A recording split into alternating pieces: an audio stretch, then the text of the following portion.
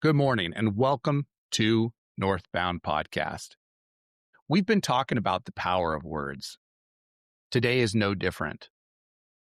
In this episode, we're talking about a woman who had profound impact, incredible impact on the World War II effort, Jackie Cochran. She was a pioneering aviator, an entrepreneur who broke numerous aviation records, and most notably became the first woman to break the sound barrier in 1953. And during World War II, she organized the Women's Flying Training Detachment, which was just a precursor to what you probably know more about, and that is the Women's Air Force Service Pilots, or WASPs. She was born in a difficult childhood, working long hours. She didn't come from a family that had a lot of money. And she began her early career in beauty salons as a beautician, and then eventually worked her way up to some higher-end salons in New York City. But she loved aviation well before women were even encouraged or allowed to get into hobbies or work that had anything to do with that kind of stuff. That was frowned upon. But she ended up receiving her pilot's license in 1932, and she loved flying. And she didn't just love it, she was good at it. And she believed that she was good enough to reach out and say, hey, I want to help with the World War II effort. She saw that she had skills and passions to help. And so she tried her hardest to get involved.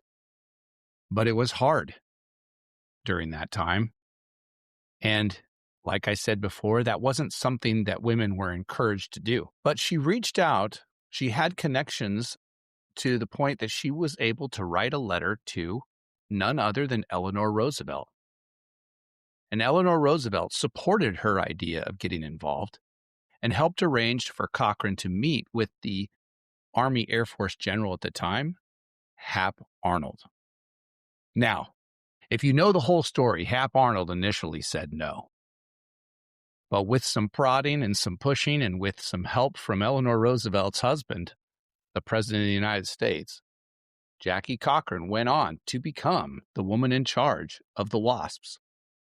And at the height of that program, there were over 1,000 women pilots under her command who flew almost 60 million miles during the war. Now, where does positive words come into this?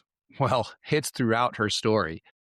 But there's a couple of things I want to highlight. Jackie Cochran's story sometimes gets a lot of criticism throughout history. There have been people who are critical and have said, well, she got to that place because of this. Maybe she got to that place because her husband had some money. Well, she met her husband later in life, and yes, he did have some money, and he did help her further her career and further her passions in aviation. But those kinds of words from people throughout history really are just designed to take away from her accomplishments. I don't know why, but sometimes that's how people are. And words are powerful. And so instead of taking away from her accomplishments, let's highlight her accomplishments, and then let's also highlight the words that her husband had to say about her. Her husband talked about all the things that she did.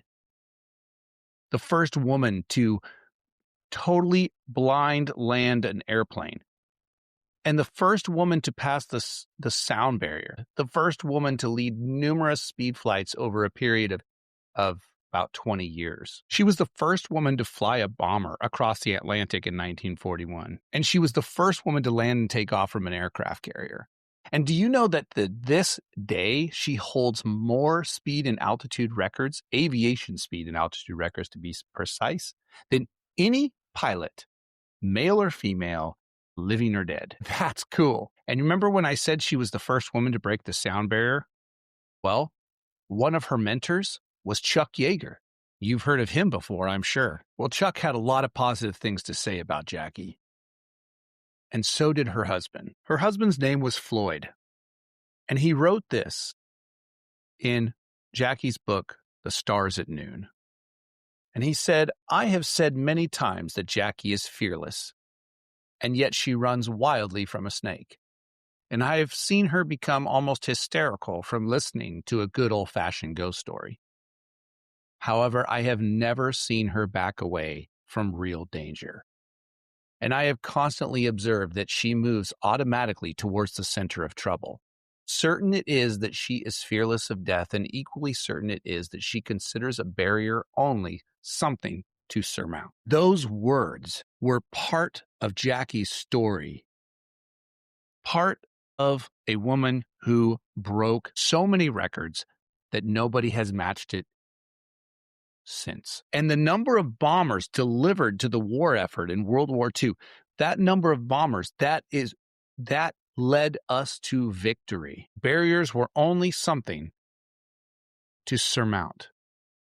And that's the whole point of her book, The Stars at Noon, because when you go high enough in the middle of the day and you break through that ceiling, you break through into space, you see stars at noon.